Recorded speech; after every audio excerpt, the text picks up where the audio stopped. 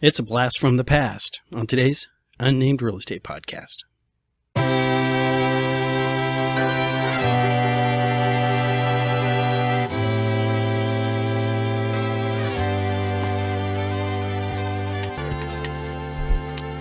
Yes, we're bringing back the old ways here. We're going to talk about this here in a bit because my name is Charles Ray Dawson, associate broker, residential sales manager, ProStar Realty. This is the Unnamed Real Estate Podcast, episode 75. And how are you guys all doing this week? All right, got 4th of July out of the way. Everybody's got their fingers. Everybody show me their fingers. All right, everybody was safe. Didn't hear about any drownings this weekend, which actually really surprised me. Stabbing down on the corner of Highland and 16th. That was interesting. I was not there. I was not involved. I just drove by it. And, you know, when the corner market's all taped off with police and everything like that, you always wonder what's going on. And that's life in the big city. But other than that, big news this week is, oh my God, are we having fun with this market? Well, at least I am, because, you know, I've been seeing this come down the pike, but, you know, it's I do that weekly call around and talk to all my escrow officers and my lenders, and, you know, you can tell the ones who are going to survive and those who aren't. All right, the ones who are going to survive are taking the steps to, you know, they've either been through this before, but they know that it's time to do things, and a couple people are just, oh no, we'll be fine. No, you're not going to be fine. All right, summer is here. In case you haven't noticed. In fact, I'm sweating like crazy. You know, we got the air conditioner turned down to like 75 and whatnot. And, you know, but as soon as I had to turn my fan off to record, you just started getting just moist. You know, I know some people don't like that word moist, right? I don't know why. It's just a word. Moist, right? And it's summer. We're all a little moist. So, what is going on in the news? We still have a lot of various lenders. Like every week we hear about some other company who's decided to reduce staff. And so I did a little bit deeper dive than normal onto the numbers this week. And because I wanted to talk about a few things, especially the way these numbers are coming up. So let me go straight to the numbers right now, okay? Because, hey, new record. All right, so July 6, 2022, actives week is 14,686. This is the highest number since I started tracking these, going all the way back to our peak back there in like April of 2020. All right. Of those, 2,558 are new listings, even though that's down 414 from the week before. I always get so choked up talking about numbers. Pending this week are 1,115, down 250. Under contracts looking back up, 712, down 130. Contracts with buyers contingent upon the sale of their own home is at 114, down 9. Closings this week are 1,936, and coming soon is 959. So down across the board. Everywhere we look, the numbers are going down. All right. And I want to show you this. I started playing around and bringing up a couple more charts. Now, actives, a lot of inventory, still not as much as we should be. All right, let's look at our Cromford numbers. Demand is down 80 to 87.1. Remember, if we're below 90, we say we're in a low demand market. All right, supply, all right, is at 51.9. For us to have normal supply, that number would at least be 90. Now, this is definitely trending up and will be for quite some time. Right? At the current rates of trends, we're not seeing us hit. If we were to continue on, we would eventually wind up in being a balanced market. A balanced market is where both those numbers are within 10 points of each other. Right? And so we are moving towards that. And one thing you got to remember, sorry about that, hairball or something. One thing you got to remember when you look at these numbers is the lenders, real estate agents, escrow officers, the people who are actually in the industry, right? People who do this day in and day out. We really get impacted by low amount of transactions, right? When this closed numbers keeps going down and these pending numbers keep going down, that's when the real estate side of the house, you know, escrow lenders and everything, this is where we start hurting. All right, and that's why I'm talking. There's a lot of tension out there, and in fact, it's really funny. We got a couple rock star lenders who are actually starting to reach out and make phone calls. Like, hey, haven't heard from you in 9 months. How's it going? Oh, things are great and wonderful. I just wonder if you have any business for me. Well, I did 9 months ago when you wouldn't answer my phone. Just saying. All right. So, what does this mean to you, the consumer, if you're in a position to buy?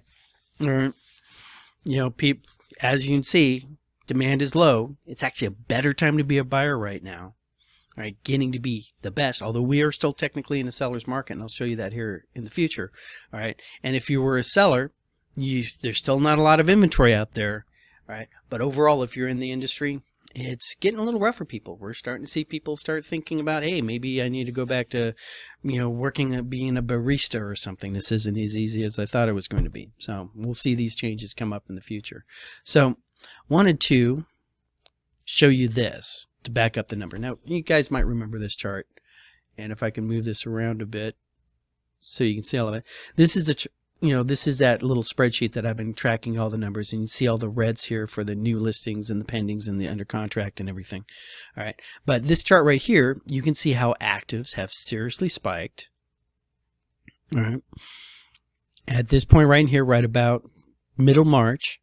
All right, where we normally get, all right, here's March here, the seasonal upturn, right? And we're pretty much going ballistic at this point. Now, we are starting to slow up a little bit, all right? This isn't going to go off the charts high, and I do expect to see this starting to curve over in here.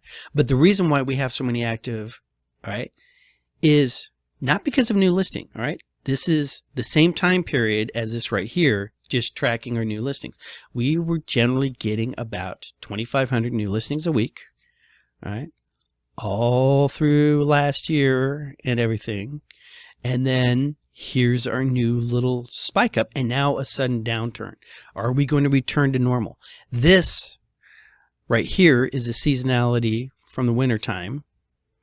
Right? I don't know why the dates here on the bottom did not crack over like they're supposed to. So pay no attention to these dates at the bottom. All right. Here's our seasonality downturn. Happens every October or so. You can see that up on this chart right here.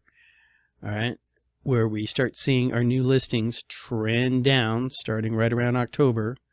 All right. So this first dip that you see right here, that's your seasonality. And then we go back up to normal, and all of a sudden we get this little rush. All right, this little sudden surge in listings where an extra 500 a week getting added on. All right, is what I call the panic sellers. People who decided, oh my God, the escalator's stopping, interest rates just went up, the crash is going to be here, and they all panic and put their houses on the market. All right, now we're seeing that downturn. I honestly expect to see this particular downturn go down below 2,500 as we've pulled the buyers or the sellers who normally would have been listing in August, September, October decided to list at the front end of the summer instead. All right, that's my projection. Let's see if that holds up. All right, but this little bump right here is not enough to make that. All right, so where did that come from? That came from this chart right here. These are our pendings. Now, I didn't throw in under contracts looking for backups, all right, but I just wanted to point out to you that as we average about 2,000, just under 2,000, pendings a week, all right, seasonal downturn, 2,000, we have suddenly gone down substantially, right, as those interest rates suddenly kicked in, all right, and you can see less people deciding, qualifying for properties, and you saw pendings go down, all right, so this active jump is not caused by new listing jump, right? It's caused by pendings. Buyers are no longer out there above normal. We are now below normal buyer rates, and that is what's kicking this whole thing off. All right, so you're listing a house, right? You're getting ready to sell a house, right? Or you are a real estate agent who suddenly has the listing. You are no longer throwing the listing out there on the board. You're not getting it sold in one weekend. You're no longer getting multiple offers instantaneously. How do you sell your house? We return back to the normal standards of selling a house. And one of them, all right, is how to work out special financing when you are a seller. All right. That just does not necessarily mean you're going to be doing a seller carryback. All right. Although it can mean that, and we might have a conversation about seller carrybacks here in the near future. We're not talking about assuming the loan. Although if you do happen to have a loan that is assumable, all right, and you're getting ready to sell your house, now's a really good time to bring that up to your agent because we can work with that. All right. The main thing we need to look at, all right, is remember this chart right here? All right. This was something that I created back when we were a couple months ago when we were talking about what happens if somebody comes in and counters you, all right, gives you an offer underneath what you were asking for. And how can you work that, all right, into instead of dropping your sales price, offering them money towards their closing costs, all right, and because of that, all right, saving money in the back end and everybody saves money across the board. With a thing called a 2-1 buy down, you can offer this up front where you can offer a small amount of money to get a lower payment in the first year, a lower payment in the second year, and then finally be paying your full payment in the third year. Now, one of the things is we were originally looking at this is so people could qualify for the house if they were right there on the bubble, right? And by doing it that way, right? And then they've changed the lender rules on that same, meaning that you actually have to qualify for the full, that third year loan where you'd be making more payments. All right, but it brought me up to this. So if you are a seller and you want to make sure that you have maximum exposure, right? If as a seller you were to offer special financing, all right, and the reason why we pulled these riders out of the clause is because we're going to be putting these things on our listings, and we're going to be having this conversation with our sellers, is let's list your price, all right, but let's offer special financing. If somebody comes in and asks about that, saying, you know what, we can offer you 1.5% towards your closing costs, which means you can buy down the rate. So if you didn't already qualify, let's say you only qualified for the 480, now it's potential that your lender can qualify at 500. You had 500 with the 1%, buying down your rate. In that case, now you can qualify for this home. All right, that's what I mean by special financing. This is one of those old school tricks. All right, that old school real estate agents know, that brand new real estate agents, and by brand new I mean you've been working like the last 5 years, but you haven't been working the last 10 years. These are the tricks people are going to start learning. All right, this is how we used to do these things before. 2%, 3%, 4% interest rates. Right, so look out for that.